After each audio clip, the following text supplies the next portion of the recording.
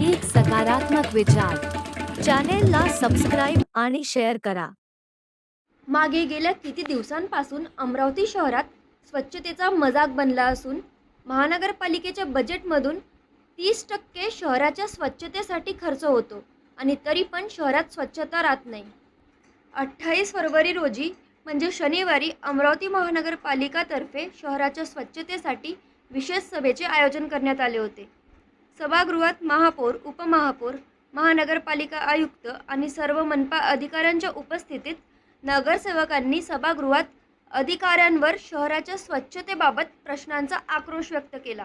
ही सभा जवळपास 7 ते 8 तास सुरू होती. विरोधी पक्षाचे नगरसेवक, सत्ताधारी नगरसेवक हे प्रशासनाविरुद्ध एकत्र आले होते आणि यावेळी संपूर्ण सभागृह आक्रोशमय झाला होता. सूचना करावी लागेल, त्यांना निर्देश द्यावे लागतील. 54 कामगार त्याच्यामध्ये असले पाहिजे. हे असताना ते 40 ते 45 आता नवीन काय म्हणजे त्याला जर माहित नसेल अधिकाऱ्याला तर काय करायचं या सभागृहात बसून लोकांनी. चिमोटे सर वो भी जोन की बात कर रहे हैं. वो जोन की बात कर रहे हैं. अरे हर प्रभाग में मैं बताता 12 ऑटो पे 2 24 10 कंटी कटले पे 10 कितने हो गए 34 आणि 20 पावडी वाले 54. तुम्हाला माहित नसेल तर अभ्यास करून येत जा. तेच तुम्हाला सांगत होतो की टिप्पणी देत जा. नगरसेवकांना कोणी विचारते काय? आता त्या कल्याणीताईंनी आपली व्यथा बोलून दाखवली. महिला नगरसेवकांचं काय आहे? त्यांचा मान सन्मान ठेवला जाते काय? हे अधिकारी लोक त्यांचं ऐकतात काय? नगरसेवकांनी नाल्या काढा सांगायच्या, नगरसेवकांनी ढेरे उचला सांगायचे, नगरसेवकांनी चौक उचला झाडझूड करा सांगायची. मग यांनी नेमकं कोणतं काम करायचं ते सांगा पहिल्यांदा. असतो 5000 दंड सामान्य नागरिकांना धमकी देण्यासाठी, आणि यांच्यासाठी कोणता दंड आहे? मग 5000 रुपये कचरा जाळण्यासाठी जो दंड आहे तो तुम्ही सामान्य नागरिकांना सांगायचा. आम्ही पण सांगतो की कचरा पेटवू नका, प्रदूषण करू नका. ते आम्हाला प्रश्न विचारतात, तुमचे कर्मचारी करतात, त्याचं काय? याचं उत्तर कोण देणार आहे सर? परंतु अधिकारी ते नगरसेवक आणि नगरसेवक ते अधिकारी या सगळ्या पार्श्वभूमीवर आणि या सगळ्या प्रकरणमध्ये नुकसान फक्त शहराचा आणि शहराच्या लोकांचा झालेला आहे.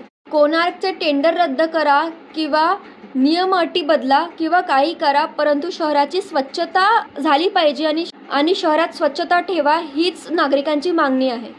ऍग्रीमेंट मध्ये आहे, त्यांना भेटून नाही राहिलं ना. ऍग्रीमेंट मध्ये आहे तर ऍग्रीमेंटची अंमलबजावणी होऊन नाही राहिली ना. म्हणजे लोक हसून बोलत आहे ना. मला तुम्ही समजून नाही राहिले की नाली काढल्यावर जो कचरा असतो तो तुम्ही लोक उचलत नाही म्हणतात, तर मग काढता कशाला नाल्या? देसाई म्हणतो मला की हा प्रभाग माझ्याकडे येत नाही, मी नवीन उमेदवार आहे, मी कोणाला सांगू सांगा. काही जनता का विषय समजिए. आता कुठलं प्लॅनिंग करणार? मुंग्याचं पावडर पाठवू घरी त्यांच्या, क्या आगपेट्या पेटू? सांगा मला. हसतात ना लोक आम्हाला हसायला. आम्ही काय उत्तर द्यायचं त्यांना? नेहमी कंटिन्यू कोण येतं? मला 6 वाजतापासून कोण येतात? मी कोणाला उत्तर देऊ? सांगा मॅडम, तुम्ही सांगा. ऐकते मॅडम, माझा प्रभाग काही प्रभाग आहे, ते मुंग्याचं पावडर सुद्धा आणू नाही शकत, ते मला द्यावं लागेल तुझ्यात पैसे टाकून.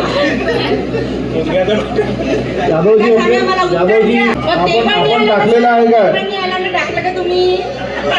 कुठं आलंय जाधव साहेब? हे झालेलं आहे का खरंच प्रभागात? कधीतरी टाकलेलं आहे का? एकदा तरी टाकलं का? म्हणजे आता ही कोणार्क कंपनी काय आहे आणि सभागृहात याची मांग का सुरू होती हे बघूया. अमरावती महानगरपालिका प्रशासनाने शहराच्या स्वच्छतेसाठी कोणार्क या कंपनीला 3,60,00,000 रुपयाचा कॉन्ट्रॅक्ट दिला होता आणि हे केवळ शहराच्या 1 महिन्याच्या स्वच्छतेचा बजेट आहे. परंतु यामध्ये जुनेच ठेकेदार नवीन कोणार्क कंपनीमध्ये काम करणार आहेत आणि जुन्या कॉन्ट्रॅक्टच्या अनुसार 2,60,00,000 रुपयाचे बजेट होते. म्हणजे कंपनी नवीन आहेत आणि त्यामध्ये काम करणारे जे कर्मचारी आहे आणि ठेकेदार आहे ते जुनेच आहे आणि त्याच्यासाठी जे साधनं उपलब्ध करून दिले जातात ते पण महानगरपालिकेचेच आहे आणि जुन्या ठेकेदारांचेच आहे. यानुसार कोणार्क कंपनीचा जो नवीन कॉन्ट्रॅक्ट आहे तो 3,60,00,000 रुपयाचा आहे. म्हणजे यामध्ये जादा अतिरिक्त 1 कोटी रुपये आहे. या पार्श्वभूमीवर महानगरपालिकेने शहराच्या स्वच्छतेचा कॉन्ट्रॅक्ट 3,60,00,000 रुपयामध्ये कोणार्क कंपनीला दिला आहे. परंतु या सगळ्यामध्ये मागचे 4 वर्ष प्रशासकीय राज होते. नगरसेवक, सभापती कोणीच नव्हते आणि शहराची स्वच्छता नुसतं कागदावर होती. संपूर्ण शहरात कचरा सगळीकडे पसरलेला, घंटागाडी येत नव्हती, नाल्या साफ होत नव्हत्या, कचरा उचलून नेण्यात येत नव्हते, असा दृश्य संपूर्ण शहरात होता. नगरसेवक निवडून आल्यानंतर यांनी सभागृहात अमरावती शहराचे स्वच्छता अधिकारी डॉक्टर अजय जाधव यांना स्वच्छतेचं काम होत नाही आहे यावर अनेक प्रश्न विचारले, आक्रोश व्यक्त केला गेला. परंतु मनपा अधिकारी जाधव यांना खूपदा उत्तर देखील देता आले नाही. त्यांनी अनेकदा उडवाउडवीचे उत्तर दिले आणि त्याच्यामुळे नगरसेवकांमध्ये असंतोष निर्माण झाला. नगरसेवकांच्या आक्रोशमध्ये अनेकांनी अधिकारी अजय जाधववर आरोप केले की जेव्हा त्यांना कामासाठी फोन करतात त्यावेळी अधिकारी कॉल उचलत नाही, वेळ देत नाही, फोन उचलून उद्धट भाषेत बोलतात. यावेळी महानगरपालिकेची अतिरिक्त उपायुक्त नाईक यांच्यावर देखील प्रश्नांचा आक्रोश निघाला.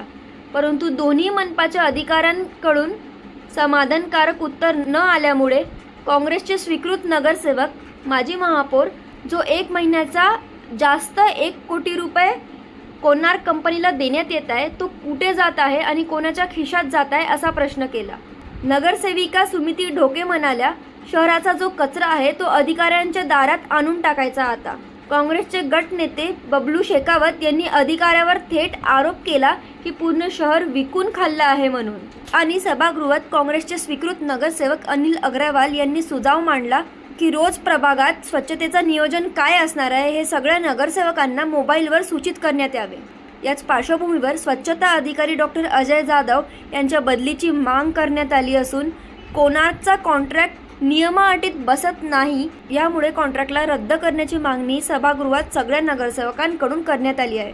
इलिगल एक्सटेन्शन दिलं आहे. हे जे एक्सटेन्शन आहे ना फक्त नाव बदलवलं आहे. ते काय म्हणतात ना जुनी बोतल नवी बोतल जुनी शराब तसा आहे बस, बाकी बदल नाही. आणि याची किंमत आम्ही देणार आहोत किती? 3 करोड रुपये. काहीही न करता नवा ठेकेदार काहीही करणार नाही आहे. फक्त जुन्या लोकांना सांगणार आहे आज से तुम कोणार्क हो गए, आज से तुम कोणार्क हो गए और तुमको मैं पैसे भी दे रहा और मैं भी 3 करोड रख रहा. काय पद्धत आहे काम करणे? हे कोणते कॉन्ट्रॅक्ट आहे? याच्यामध्ये आमचं काय हित आहे महानगरपालिकेचं? आणि याचे कोण लाभार्थी आहे आणि असे ठेके का दिले जातात? या प्रश्नाचे उत्तर मिळाले पाहिजे या सभागृहामध्ये. म्हणून याचं उत्तर प्रशासनाजवळ नव्हतं. मग सांगा ना की जुन्या ठेकेदाराचे जे नंबर आहे तुमच्याकडे रजिस्टर्ड ते नाही करू देणार. सभापती जुन्या ठेकेदाराच्या माणसांना ते तर इनकॉम्पिटंट होते ना. या दरम्यान प्रशासकीय राजवटीमध्ये अमरावती महानगरपालिकेला जो पुरस्कार भेटला होता स्वच्छतेचा तेही कागदावरच होतं. या सगळ्यामधून तर तेच दिसत आहे, कारण शहरात त्यावेळी पण अतिशय अस्वच्छता पसरलेली होती. मी तुम्हाला 10 दिवसापूर्वी विनंती केली होती की माझ्या प्रभागामध्ये फक्त 14 पूर्ण वेळचे कामगार आहे, फक्त 5 कामगार द्या. त्याची तुम्ही मागणी केली नाही. मागणी मी जे केली त्याची मंजुरी नाही केली. तुम्ही मला त्याचं उत्तरही दिलं नाही.